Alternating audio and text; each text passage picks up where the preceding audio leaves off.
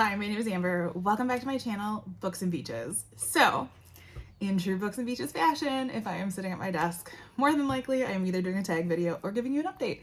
And today it is the first. I am doing a tag video. I haven't done one in a while, and I found this tag that I figured would be perfect because we are nearing, sadly, the end of our summer, or at least for me, the end of my summer off because I'll be going back to school very soon, and hopefully summer weather doesn't go along with it. I am quite enjoying the beautiful weather that we've had this summer, although today we have kind of an overcast and slightly cooler day, but I'm not complaining because excuse me, because for filming that's kind of the perfect weather because I still have enough bright light coming in, but I'm not like dying in here.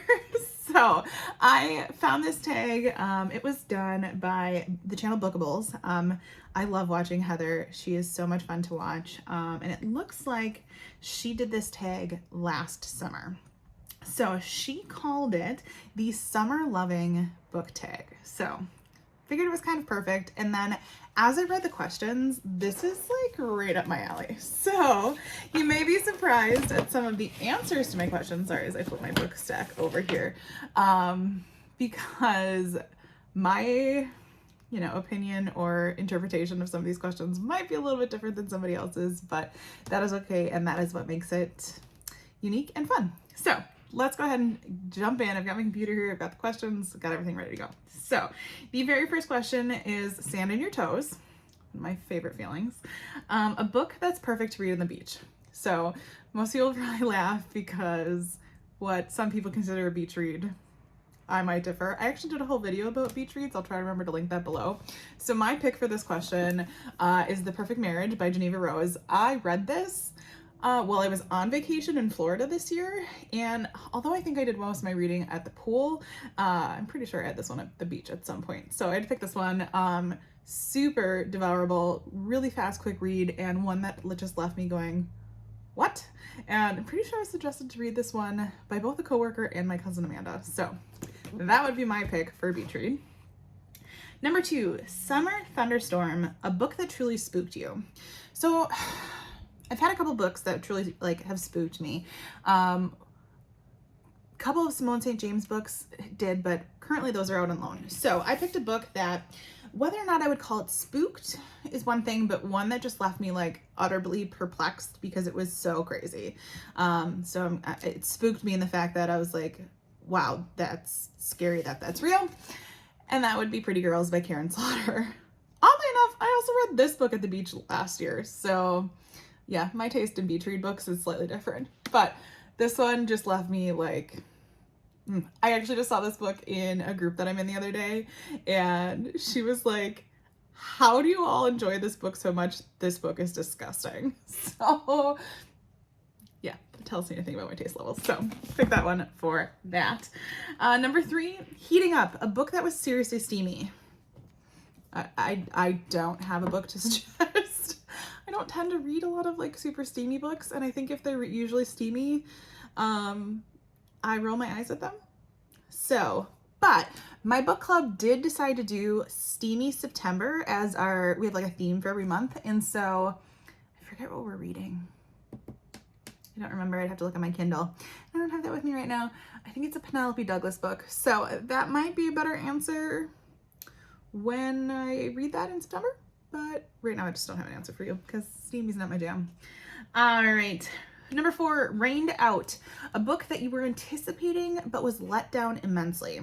So this one came so highly recommended, and to me it was just kind of meh. And that was Soul on a Monday, and this is by Christina McMorris. And I think Lindsay's at Lindsay's Little Library raved about this one. We ended up reading it for our book club, and I just kind of thought it was meh. I expected more. So I had high hopes and was just kind of let down. So, all right. Number 5, Vacay Mode, a book that features a vacation. Okay, this book not only screams vacation by the cover, but also included a vacation, and that is Island Affair by Priscilla Overis. And this one, if I remember right, we have an influencer that goes on vacation in Key West, Florida with her family and ends up in kind of a fake dating relationship with a local. I remember really enjoying it. The cover screams summer to me, and Key West is like a bucket list destination for me. So yeah, definitely features a vacation on that one. Number 6, Roadtrip, a book that's all about a road trip. So I tried scouring my shelves, and I don't physically own a book that features a road trip. Not that I can think of, at least. But 2 that I did remember that feature road trip that I've read in the past couple years. One was The Remarkable Journey of Coyote Sunrise by Dan, I think it's Geimhart? I don't know. Recommendation from Amanda, the Curly Reader. Loved that book, like had me sobbing by the end.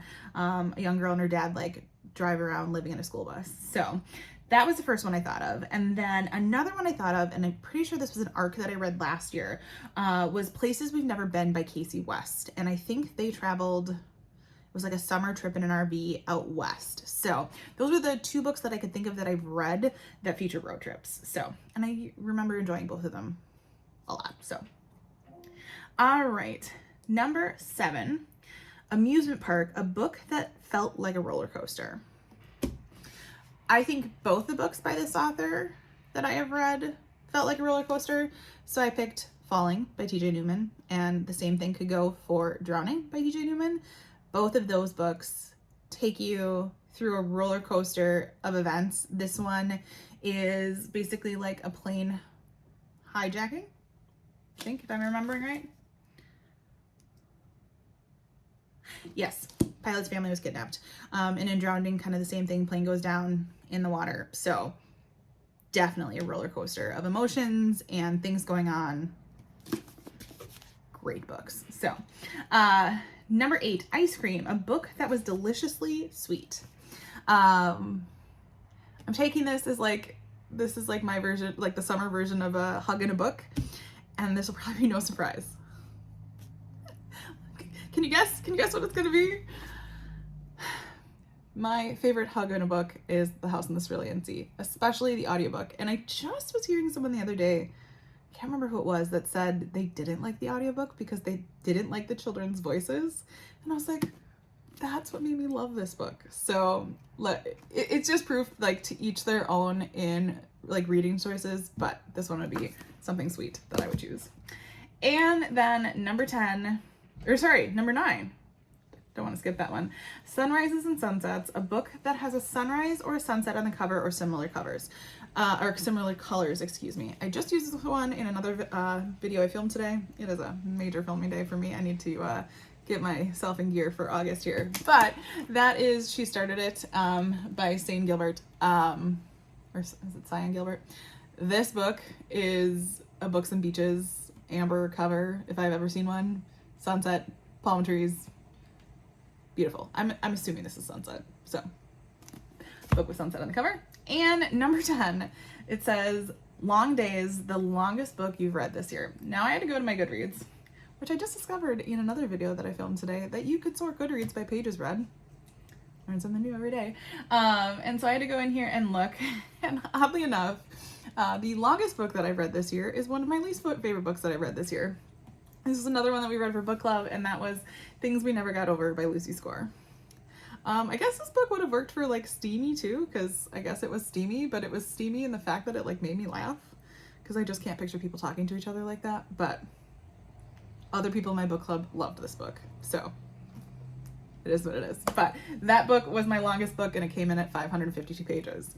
Was part of the reason I had issues with it. It was just so long. But anyways, that is the entire, let me get the name right here, Summer Loving book tag. Like I said, that was created by Bookables.